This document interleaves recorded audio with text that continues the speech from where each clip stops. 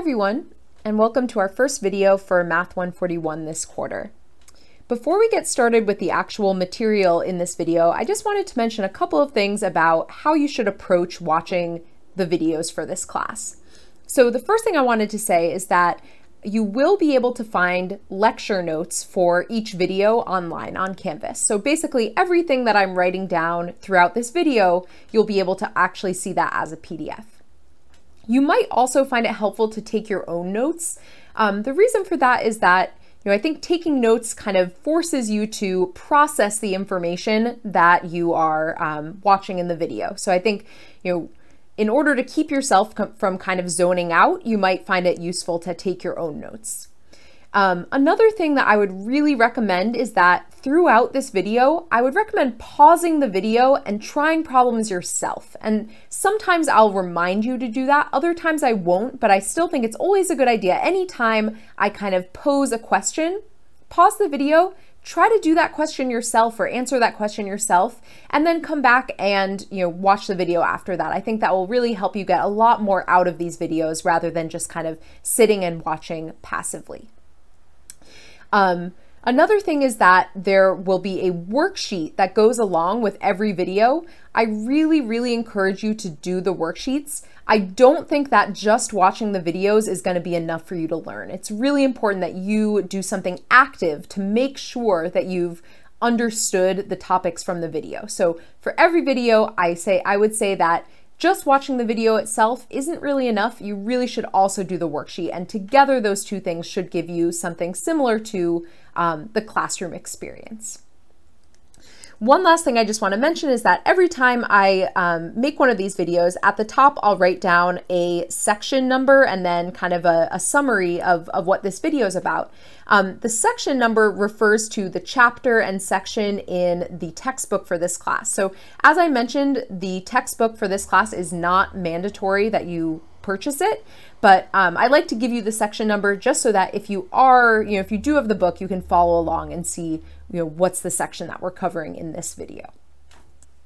So this whole week, we're actually going to be focusing on section 2.1 from the book.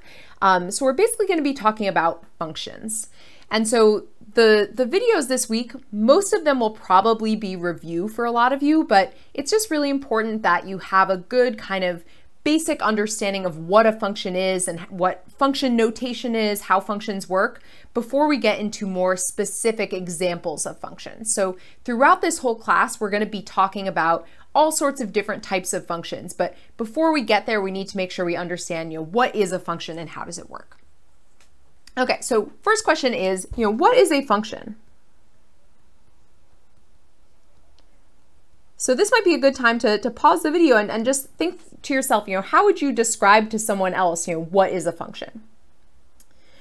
So there are a lot of ways to answer this question. I'm going to kind of give a definition that I like, but you might have a slightly different definition. So the definition that I would say for a function is that a function is a rule. And we'll see that this rule can be expressed in a lot of different ways, but at the end of the day, it's a rule. And it's a rule that is relating two different quantities.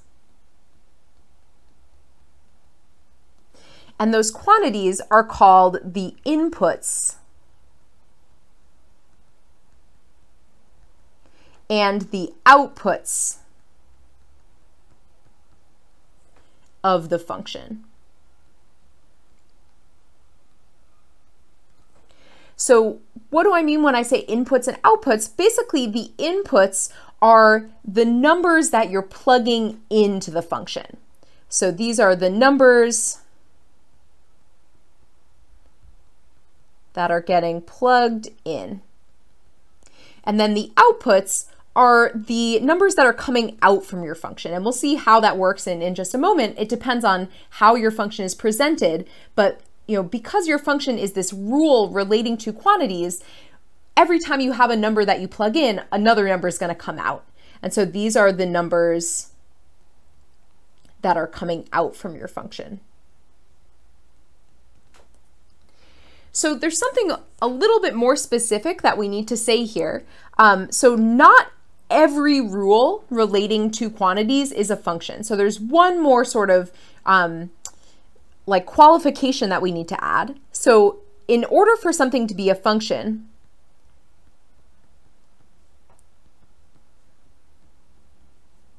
so in order for such a rule to be a function, each input must be associated with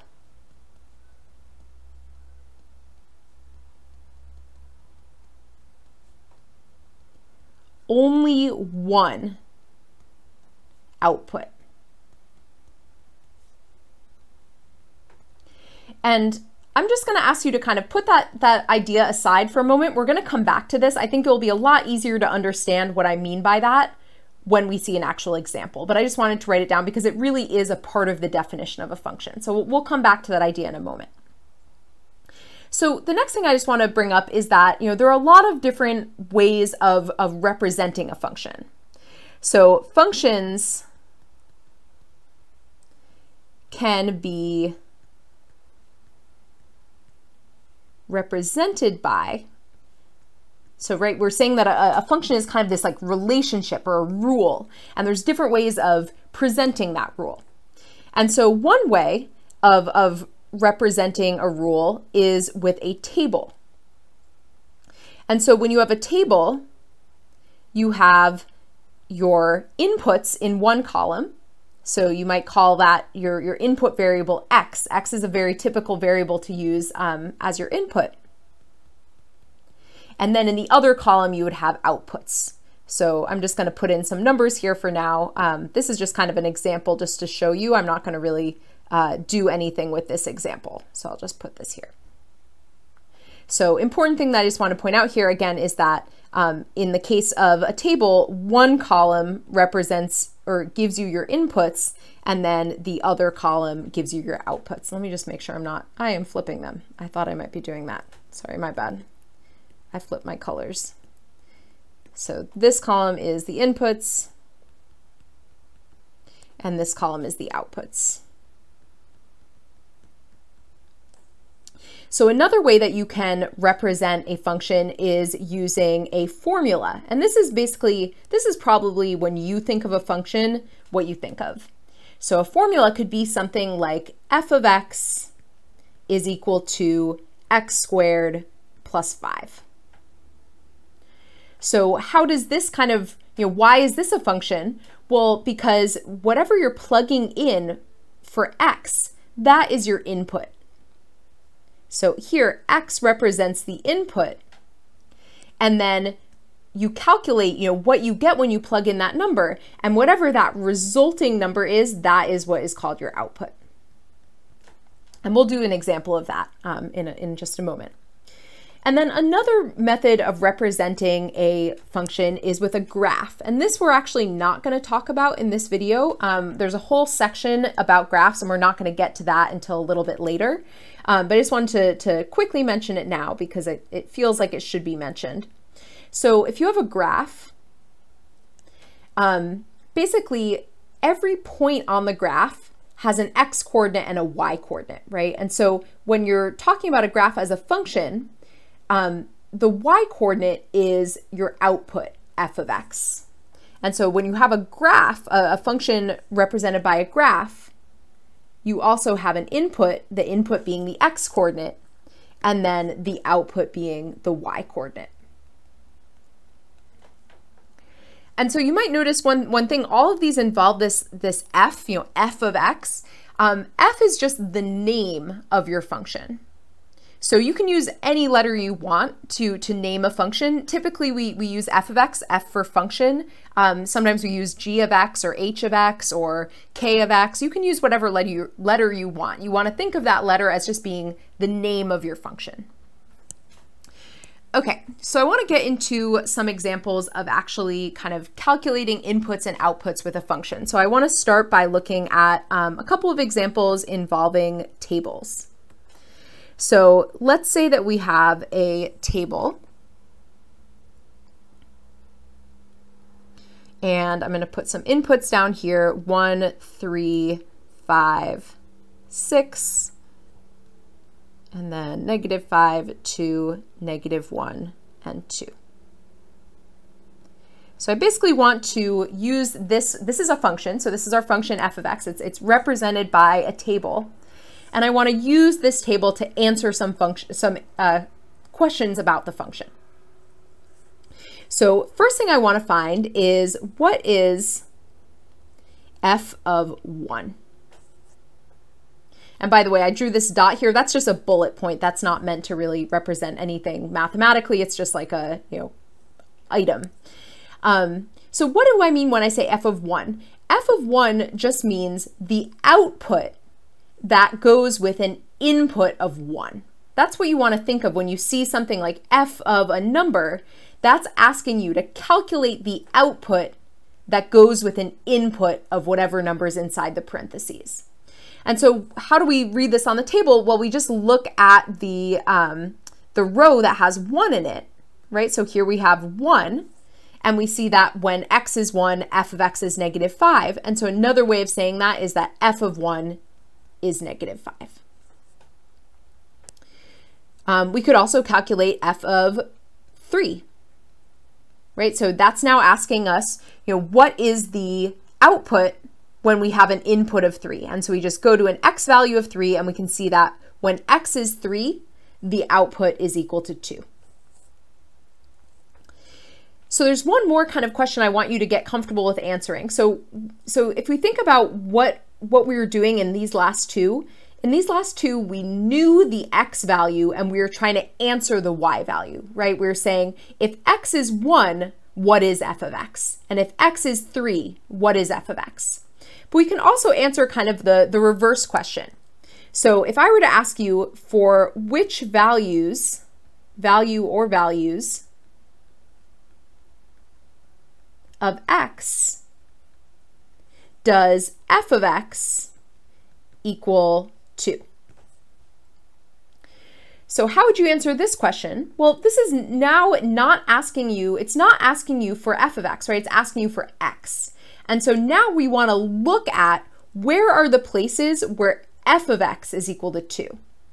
So if we look at these, at the f of x column, we see 2 appearing twice.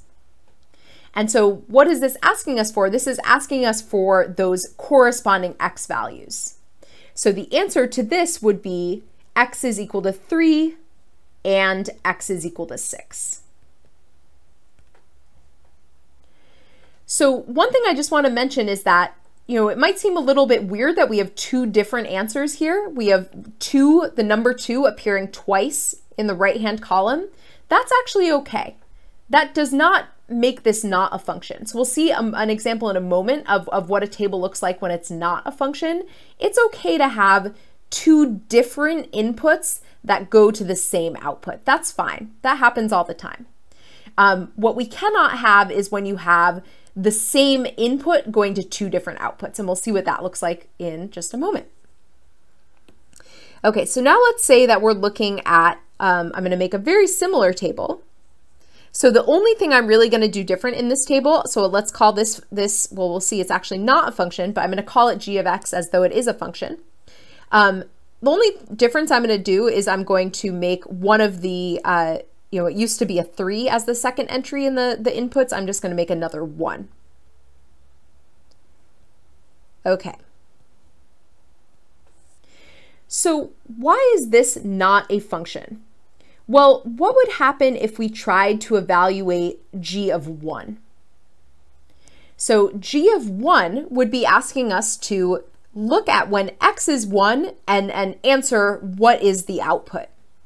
And so the problem is that there are two different rows that have 1 as the input, right? And so it would be unclear, is the answer -5 or is it 2? And so that's no good. Basically, in order for something to be a function, when you plug an input in, there can only be one answer. It needs to be clear. It needs to be clear, like there needs to just be one answer for what g of 1 is. And so basically, this tells us that this is not a function.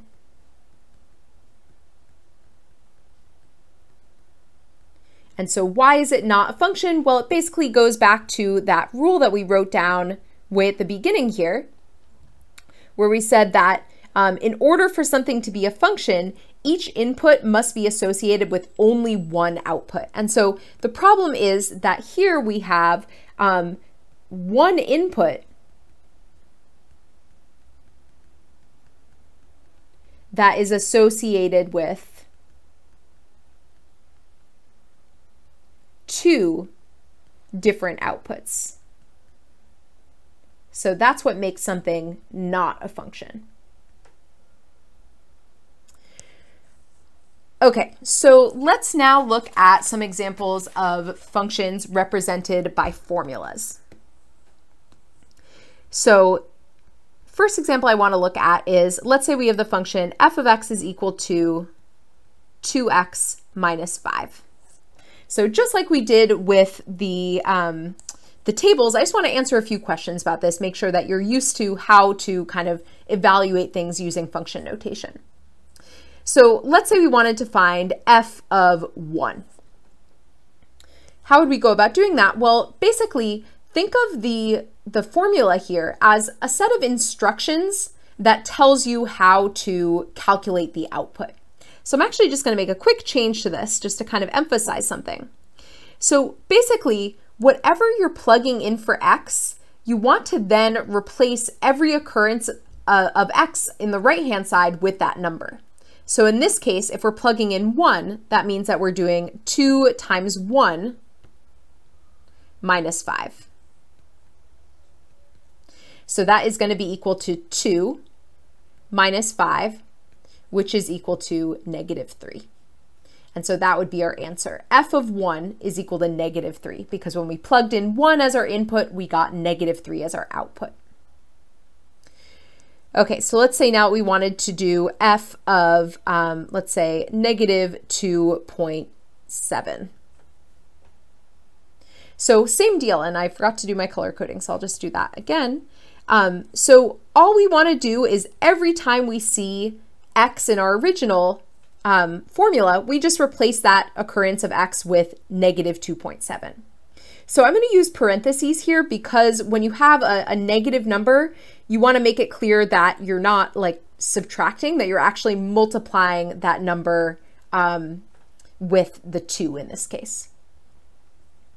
So in this case, we'd have 2 times negative 2.5. So that is going to be negative 5.4. And then from that, we're subtracting another 5. So now we have negative 5.4 minus 5, so that's going to equal negative 10.4. So input was negative 2.7, output was negative 10.4. Okay, one more thing I want to ask you is, again, kind of like what we did with the tables, working backwards. So let's say that instead, now we want to answer for which value or values of x does f of x equal 10. So what is this asking us now? Well, it's basically the reverse. Instead of now knowing what x is and trying to find f of x, now we know what f of x is and we're trying to work backwards to find x. And so the way that we can answer this is by taking this number 10 and setting it equal to our function, right? So we know that f of x is equal to 2x minus 5. And so if we set 10 equal to 2x minus 5 and solve this for x, that will tell us what we're looking for. So we can add 5 to both sides. We get 15 is equal to 2x. And then we can divide both sides by 2, and we'll get 15 halves is equal to x. And that's our answer. So in this case, there's only one value of x that gives you 10. And you could check this, and I really recommend, not just for the sake of checking your work, but I think it maybe will help you understand. I think checking your work is a really good way of just like reinforcing the concept. So how could we check this? Well, if we plug in 15 over 2, we should get 10, right? That's what we just answered. And so if we go back to our formula was 2 times x minus 5. So if we do 2 times 15 over 2 minus 5, so 2 times 15 over 2 is just going to give us 15, right? It's like you're dividing by 2 and then you're also multiplying by 2. And so we have 15 minus 5, and that is in fact equal to 10. So that checks out. Okay, so let's look at another example. So let's say that this time we have the function, I'll call it g of x is equal to plus or minus the square root of x minus 1. So let's see what happens if we try to evaluate g of 5. So if you plug in 5, you would get plus or minus the square root of 5 minus 1. So that's plus or minus the square root of 4. And so the square root of 4 is 2. So we would get plus or minus 2. So what does this plus or minus symbol mean? It actually literally means two different numbers. So anytime you see a plus or minus symbol, that means that there's two different numbers being represented there. So plus or minus 2 just means the same thing as 2 or negative 2. So what's the problem with this? Well, we saw earlier that you're not allowed to call something a function if when you plug one number in, you get two different answers. And so that's exactly what happened here. So we tried to plug in one number, right? We plugged in the single number of 5, but our answer came out to be two numbers. And so that tells us that this is not a function. So it's not a function for the same reason as the table, because we took one input and we got two different outputs. So this is two outputs. So for the most part, one input, two outputs. For the most part, when you have a function that's given by a formula, it usually is going to be a function. So really it's only by introducing something like this plus or minus that we can kind of force a formula to not be a function. So it's not going to be very often that you run into a formula that doesn't give you a function, but I just wanted to show you one example so you know that that can occur. All right, I want to do one more example. This one is more to kind of remind you of some arithmetic / algebra skills that you're going to need to know how to do in this class. So let's say that now we have a function of, and I'm going to use the color coding again because this is a slightly more complicated function. So let's say that our function is x minus 1 over x plus x.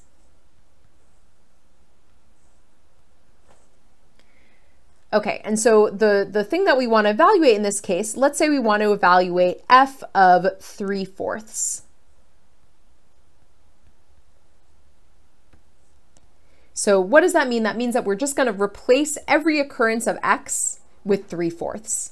So we have 3/4 minus 1 divided by 3/4 plus 3/4.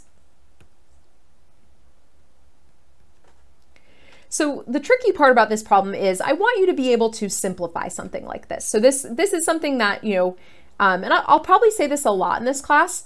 Oftentimes I'll tell you, you know, this is something that you should know before taking this class. And I don't mean, anytime I say that, I don't mean it to be mean. I just want to be upfront with you. So things like how to add or subtract fractions, that's expected to be prerequisite knowledge before you take this class. That doesn't mean I'm not going to, you know, go through it, but, you know, I'm not going to like teach it from scratch. I'll remind you as we go, but it is something that I expect that you've learned in the past. So how do you deal with all this kind of mess of fractions? Well, let's start by looking at this numerator here, right? So in this numerator, we have subtraction going on. And so if we have a fraction minus a non-fraction or another fraction, we need to make a common denominator. So what would be the common denominator in this case? Well, we could write 1 as 4 over 4, right? So we can rewrite this as 3 over 4 minus 4 over 4. And then that whole thing is going to be divided by 3 over 4. We'll come back to that division in a moment. And then we're also going to be adding to that 3 over 4. Okay, so in this numerator, now we're doing 3/4 minus 4/4. So when you're subtracting fractions, you leave the denominator the same and you just subtract or add the numerators. So in this case, our numerator is 3 minus 4, which is -1. So we have -1/4 in the numerator, and then the denominator we have 3/4. And then once we resolve what that's equal to, we'll add 3/4 to it. Okay, so there's kind of a nice trick for dealing with a fraction divided by another fraction. So this is an algebra trick that is going to be really important. It's going to come up a lot in this class as well as in future math classes.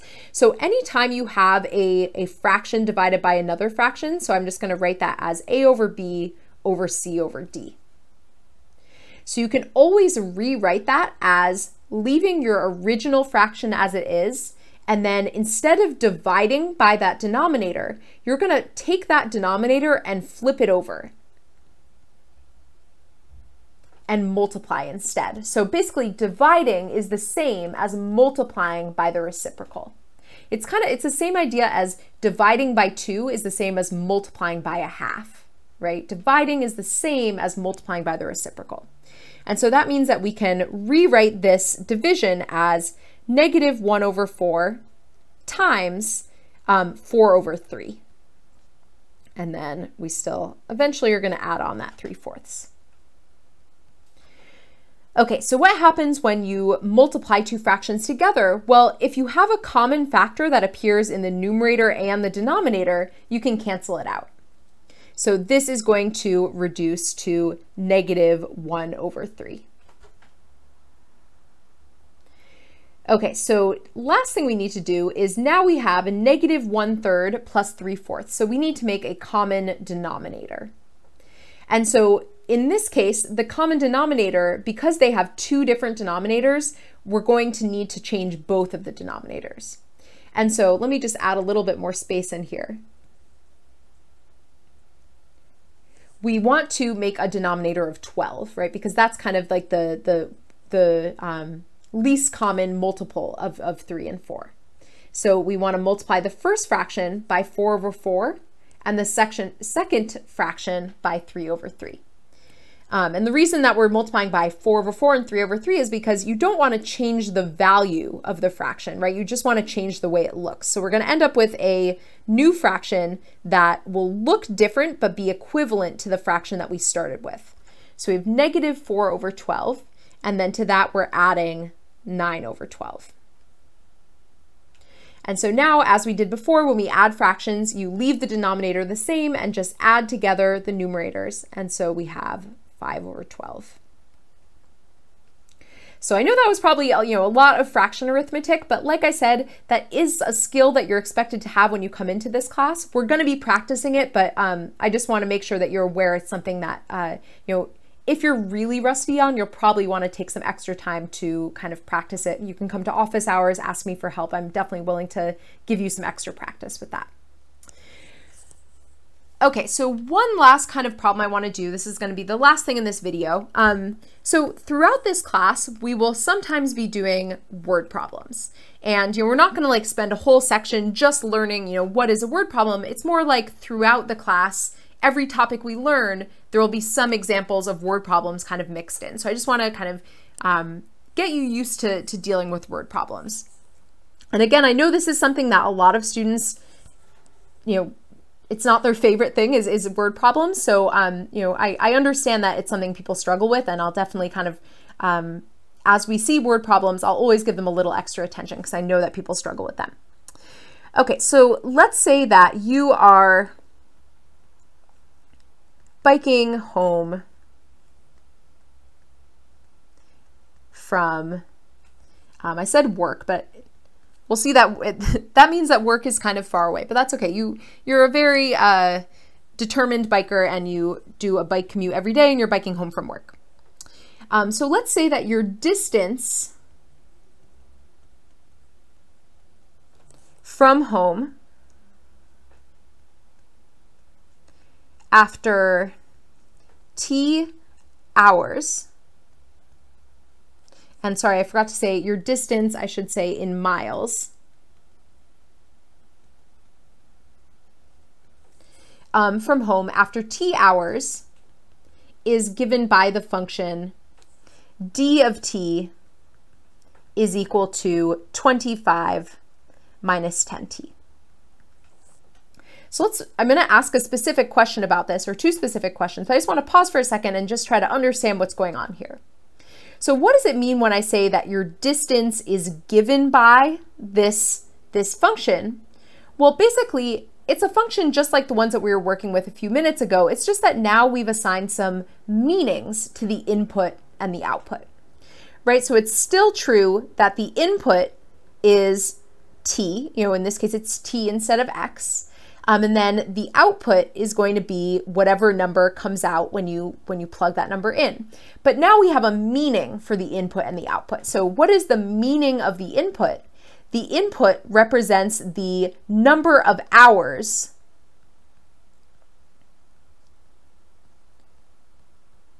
that you've been biking, right? So if we read this sentence, it says your distance from home after t hours. So what is that, what is the output telling us? Well, the output is telling us the distance from home, right? That's kind of the other quantity in this problem. So the output in this case represents the distance that you are from home.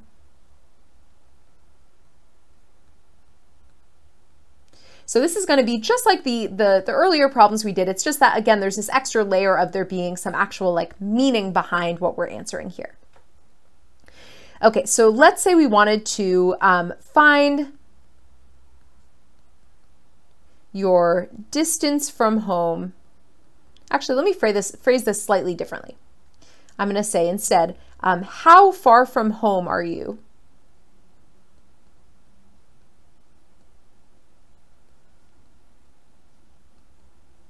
After 1 hour of biking.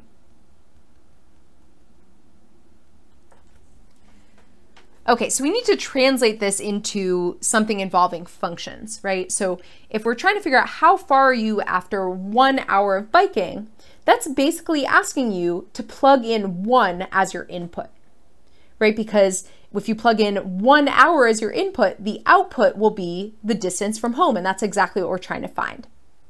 So here what we would want to do is evaluate d of 1. And so if we plug in 1, we get 25 minus 10 times 1.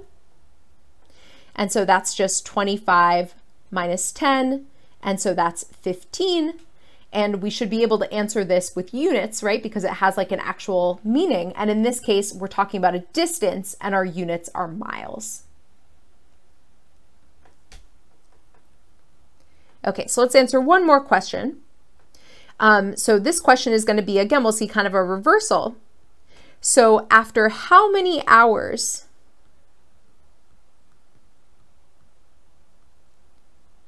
are you 2 miles from home? So why do I say this is like a reversal? Well, the information that is given has switched, right? So in the first problem, we were given the time, right? We were given the input. So the input was known, and the output was unknown. So output was unknown, right? So that's why we had to plug in the input and find the output. In this case, what are we given? Well, we're given a distance. And so 2 miles from home, that means that the output is known. And so we're trying to find after how many hours. Well, that's the input, right? So the input in this case is unknown. And so instead of plugging in a number and seeing what the result is, we're instead going to take the function and set it equal to the given output. So we're going to say, d of t is equal to 2, right? Because 2 miles from home. And so another way of saying that is 2 is equal to 25 minus 10 times t, right? Because that's our function. And so how do we go about solving this? Well, we can subtract 25 from both sides. And so we get negative 23 is equal to negative 10 times t. And then we can divide both sides by negative 10. And so we get negative 23 over negative 10 is equal to t. And then we can simplify that. So another way of writing this would be 2.3. The negatives cancel each other out. And so what does that mean in terms of the problem? So that means that we have 2.3 hours. So after 2.3 hours of biking, you are 2 miles from home. So like I said, kind of a lengthy commute for someone who I guess really enjoys their long bike rides. All right, so that is it for today. And by the way, this thing is gonna pop up like all throughout my videos. I've never really figured out how to make it not pop up, so I'm sorry if it's distracting. But yeah, so that's it for this video. So I know this was kind of a grab bag of different topics. Like I said, hopefully most of this is review, and I'm just trying to kind of get you up to speed, familiarize you again with how functions work. And then in the remainder of the videos for this week, we're going to continue to talk about functions and how they work. And yeah, I will see you all in the next video.